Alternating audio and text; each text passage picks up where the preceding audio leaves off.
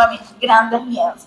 Y uno pensaría que no, que a esa edad una niñita estaría feliz de ponerse ese vestido de novia y lanzar pétalos, pero no, a mí me aterraba, odiaba ser la flower girl, como llaman, ¿no? La niñita de las flores.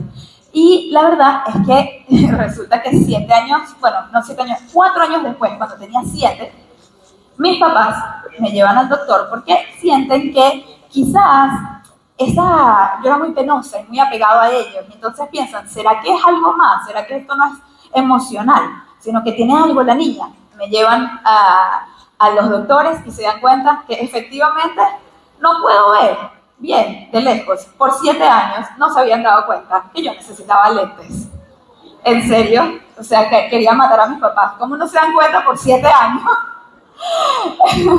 Entonces, bueno, papá, si tienen niños muy penosos, muy apegados a ustedes, llévenlos al doctor de los ojos, ¿cómo se llama? Al oftalmólogo. Quizás simplemente necesitan lentes. Así que bueno, por 7 años mi zona de confort era así, chiquitica, como un círculo que rodeaba a mi mamá o a mi papá. Yo nunca me quería separar de ellos. Pero la verdad es que todos tenemos una zona de confort y nos las conocemos demasiado bien porque vivimos dentro de ella. Entonces sabemos perfectamente dónde comienza y dónde termina esa zona de confort, ¿no?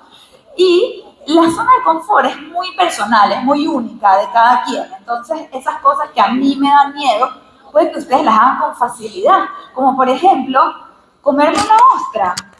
¿No? Hay gente que les fascinan las ostras y yo puedo decir que lo probé, traté, pero definitivamente no pude. Y después, como las ostras por alguna razón son carísimas, pues me tocó probar la misma, una y otra vez, hasta que lo logré, fue asqueroso.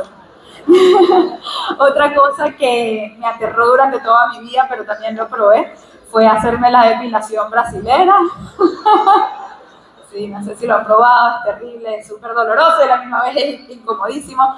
Y también hacer slow rafting, ¿saben? Cuando es como rafting normal, ¿no? Pero nada pasa porque es así súper lento, a menos que trates de tomarte un selfie.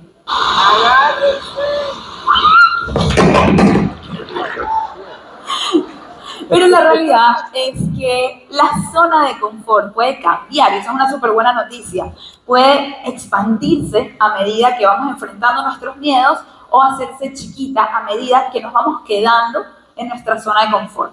Y la realidad es que durante 26 años mi zona de confort solo se reducía y se reducía y se reducía porque yo cada vez más quería estar en mi zona de confort. Entonces, no puedo decir que yo no estaba logrando cosas. Me di cuenta que uno sí puede lograr cosas estando en la zona de confort. Sentí que yo estaba como que haciendo check a la lista de la sociedad. Aquí les dejo algunos de los ejemplos.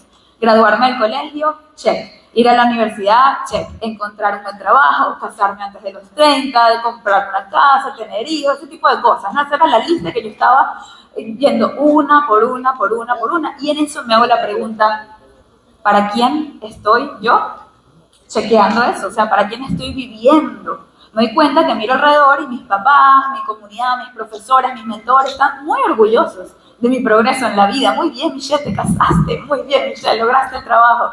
Pero ¿y yo? Yo estoy orgullosa, feliz. ¿Qué estoy yo?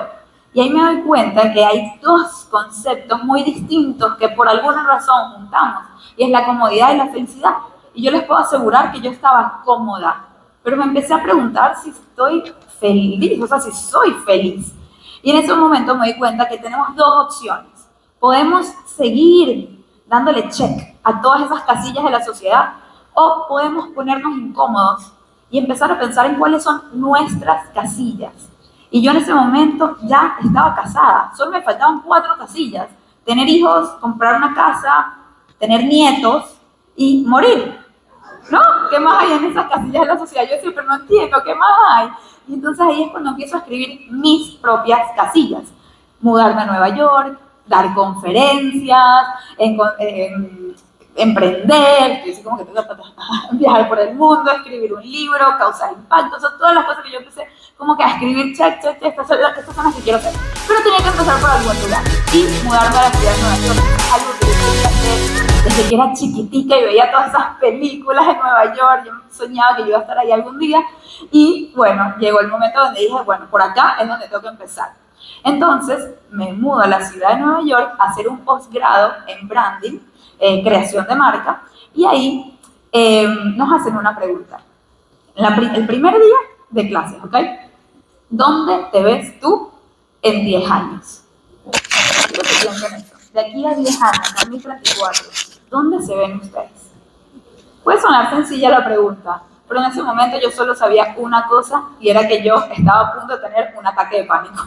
Porque ¿cómo yo iba a saber dónde yo iba a estar en 10 años, no? Y entonces ahí empiezo a tratar de soñar, digamos, más o menos en grande, porque es muy difícil soñar realmente en grande, y creo que lo saben.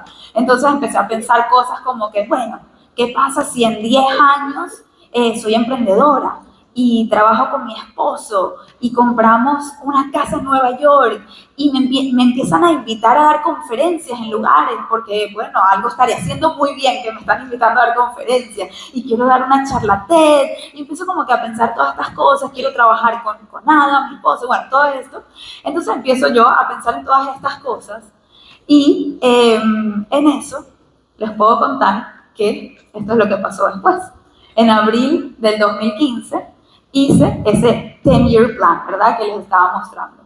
En julio empecé mi propio movimiento, que ya les voy a contar un poquito más de esto.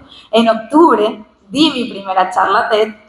En julio, Adam, mi esposo, se me une a trabajar conmigo, y unos meses después, bueno, un añito después, nos mudamos a este apartamentazo en la ciudad de Nueva York.